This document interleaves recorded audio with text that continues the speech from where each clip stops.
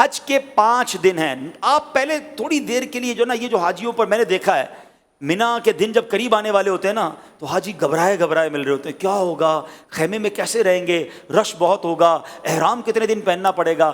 حج کے دن قریب آئیں تو ٹینشن میں نہیں خوشی میں اضافہ ہونا چاہیے. سب سے پہلی بات, بہت بڑا ٹینشن ریلیز آپ کا یہ کر دیتا ہوں کہ احرام آپ نے 5 دن نہیں صرف 2.25 دن باندھنا ہے. صرف 2.25 دن کا احرام ہے. 1-1.5 دن تو پہلی عمرے میں باندھ لیا تھا آپ نے, پھر کائی کی ٹینشن ہے. پہلے میں نے کہہ دیا احرام فرینڈلی ہو جاؤ, اور حج میں میکسیمم 2.5 دن کا احرام ہے, کوئی 5 دن کا احرام نہیں ہے. ٹھیک ہے, تو آدھا ٹینشن تو ویسے ریلیز ہو گیا ہوگا. اب آ جاؤ حج کے 5 دن کیا کیا ہیں. 8 ذوالحجہ, 9 ذوالحجہ, 10 ذوالحجہ, 11 اور 12. ٹھیک ہے, یہ 5 دن حج کے جو اہم مناسک ہیں وہ اس کے اندر ہیں. 8 کو ہم نے کہاں جانا ہے, انشاءاللہ مینا جانا ہے. کہاں جائیں گے؟ ظہر کی نماز سے پہلے مینا پہنچ جائیں, اور 5 نمازیں مینا میں پڑھنی ہیں. ظہر, عصر, مغرب, عشاء اور فجر. فجر پڑھیں گے وہ کون سا دن ہو جائے گا؟ ویری گڈ, کون سا دن ہو جائے گا؟ 9 کا دن. 8 کی ظہر سے لے کر 9 کی فجر تک ہم نے مینا میں رہنا ہے. 5 نمازیں پڑھنا مینا میں سنت ہے. اب 9 کی فجر کے بعد یاد رکھیے گا, حج کا crucial day, most important day of حج, جس کو وقوف عرفہ اور جس کو یہ کہیں کہ وہ رکن اعظم ہے حج کا, اس کے بغیر حج ہی نہیں ہو سکتا, اور وہ ہے عرفات کا دن. اور اب یہ دن آ گیا ہے 9 ذوالحجہ, یہ یوم عرفہ کہلاتا ہے. اب حاجی کو جانا ہے عرفات کے میدان میں. جو 9 ذوالحجہ کا دن ہے وہ پورا دن ہم نے کہاں گزارنا ہے؟ عرفات میں. یہ خاص دن ہے. جیسے ہی ظہر کا وقت شروع ہوگا, سبحان اللہ, ظہر کا وقت شروع ہوا اور جتنے لوگ وہاں پر عرفات میں موجود ہیں احرام کی نیت کے ساتھ, وہ سارے کے سارے حاجی ہو گئے. ہاں, ایک لمحہ بھی کسی نے ظہر کا وقت شروع ہونے کے بعد سے لے کر اگلے دن صبح صادق سے پہلے عرفات میں گزار لیا, وہ حاجی ہو گیا.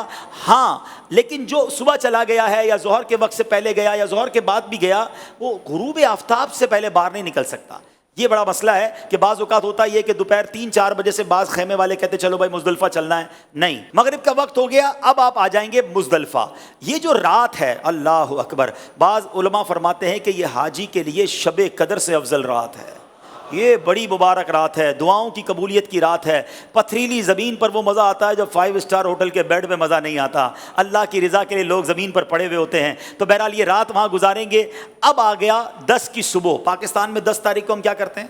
قربانی کرتے ہیں نا. حج کا دن ہوتا ہے, عید کا دن ہوتا ہے نا. ہاں جی, بڑی زبردست عید مناتا ہے. 10 تاریخ کو پہلا کام ہم نے کرنا ہے کہ ہم نے رمی کرنی ہے. ہم نے شیطان کو کنکریاں مارنی ہیں. اس کے بعد قربانی کرنی ہے. اس کے بعد حلق کرنا ہے. یہ 3 کاموں کی ترتیب یاد رکھیے گا. پہلے کیا کرنی ہے؟